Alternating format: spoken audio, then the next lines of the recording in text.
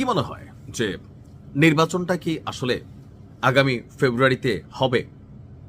বাংলাদেশের অনেক রাজনৈতিক বিশ্লেষক বা রাজনৈতিক দলগুলো মনে মনে একটু সন্দেহ যে আগামী ফেব্রুয়ারিতে যেই জাতীয় নির্বাচন হওয়ার কথা, এই নির্বাচনটা কি আদৌ ফেব্রুয়ারিতে হবে? নির্বাচনের আগে কি এমন করে নতুন কোনো কাহিনী তৈরি হতে পারে যেখান থেকে নির্বাচন পিছিয়ে যেতে পারে?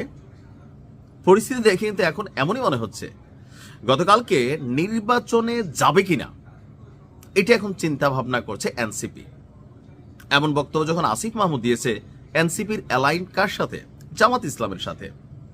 জামাত ইসলাম তো নির্বাচনে যাবে, তাহলে এনসিপির যাওয়া না যাওয়া কি কোনো বক্তব্য? কেউ কেউ বলছেন এই এনসিপি তো বরাবরই জামাতের বি টিম, সেই প্রথম থেকে জুলাই আন্দোলনের মাস্টার মাইন্ড। এগুলো অন্যদের উপর ক্রেডিট যাইতে পারে, বাট মেইন খেলোয়াড়টা ছিল জামাত।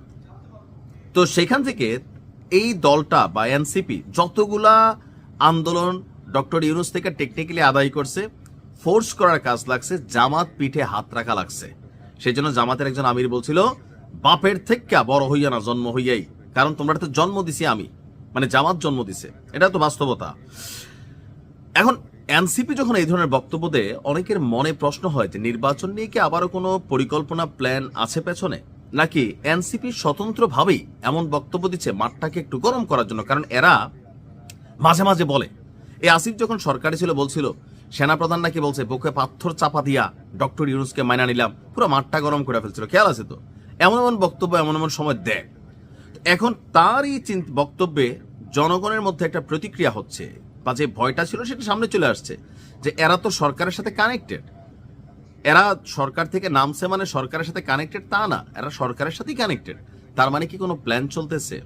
আসুন দেখি কেন হঠাৎ করে সেই কথা বলল। তার বক্তব্য হচ্ছে বিএনপির প্রতি পক্ষপাত করছে নির্বাচন কমিশন। এখন কি পক্ষপাত করছে? তার বক্তব্য যে এই নির্বাচনে আমরা অংশ নেব কিনা এখন সেটি বিবেচনা করার সময় এসে গেছে।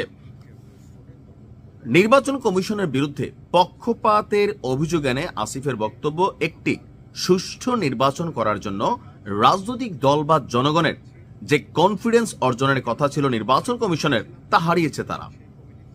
যদি এভাবে নির্বাচনের কার্যক্রম সামনের দিকে যেতে থাকে তো নির্বাচনের আসি তো ভাই মাসখানেক আর।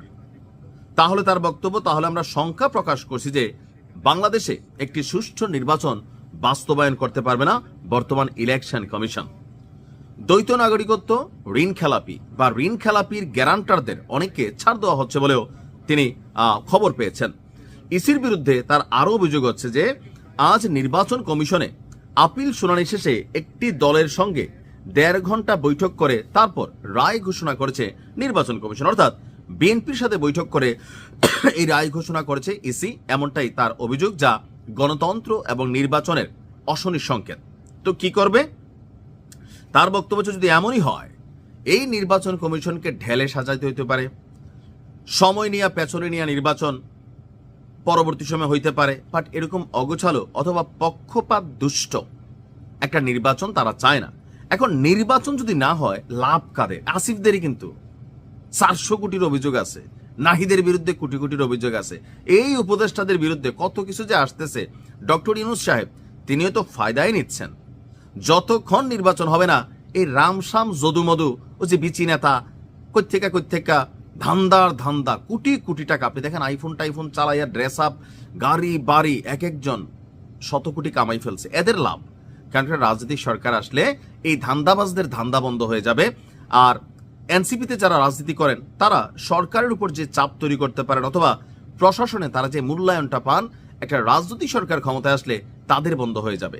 এই মুহূর্তে নির্বাচন বন্ধ হলে আমার মনে হয় জামাতেরও লাভ না, লাভটা হচ্ছে এনসিপির কয়েকজন নেতার, লাভ হচ্ছে যারা ধান্দাবাজ, এদের রাষ্ট্রের ক্ষতি। বিদেশি বিনিয়োগ দেশে বন্ধের পথে, সরকার হিমশিম খাচ্ছে, দেশে গ্যাসের সংকট, এটা সংকট ওইটা সংকট। ইউনূস সরকারের আমলে সারা পৃথিবীতে বাংলাদেশের ভিসার ইস্যু কমছে। একটা রাজনৈতিক সরকার না থাকলে কেউ কিন্তু স্থিতিশীল ভাবে না একটা রাষ্ট্রকে। সো নির্বাচন দরকার। পেছানোর কোন রকম ষড়যন্ত্র বাংলাদেশের জনগণ এনসিপির কথায় মাঠে নামবে না। আসিফ বলছে মাঠে নামবে, তো নামো। তুমি আর আগের মতন আসিফ মাঠে নেমে কিছু করতে পারবে না, পরিস্থিতি বদলাই গেছে। হ্যাঁ, এখন এটা যদি জামাতের তলে তলে বা অন্তরে অন্তরে চিন্তা হয় যে আমাদের ইচ্ছারে এনসিপি বলুক, তাহলে হয়তো ভিন্ন প্রেক্ষাপট হইতে পারে, কিন্তু এনসিপির শক্তিতে নির্বাচনের কিচ্ছু হবে না। বাট একটা আলোচনার খোরাক তো হলো।